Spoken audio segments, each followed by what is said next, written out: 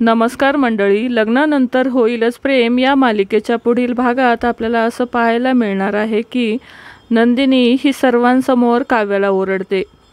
ती काव्याला म्हणते की मी तुझी मोठी बहीण आहे, मोठी बहीण काय असतं हे तुला मी दाखवून देईन। तेव्हा काव्या म्हणते की काय करणार तू? तेव्हा नंदिनी तिला म्हणते वेळ आल्यावर नक्कीच कळेल।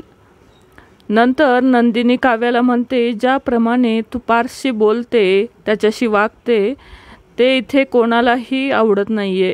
तेव्हा काव्या देखील जोरात ओरडून नंदिनीला बोलते, कोणाला आवडो अगर न आवडो, पार्थ हा माझा नवरा आहे आणि त्याच्याशी कसं बोलायचं, कसं वागायचं हे माझं मी ठरवणार आहे। असं बोलून काव्या गप्प राहते।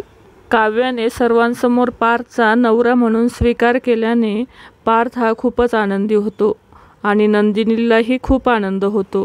नंतर एकीकडे आपण पाहतो की नंदिनी जीवाला म्हणते की आनंद आश्रमात असे कितीतरी जोडपे आहेत की त्यांच्यामध्ये खूप प्रॉब्लेम्स आहेत, पण आपल्यात तर काहीच प्रॉब्लेम नाही आहे।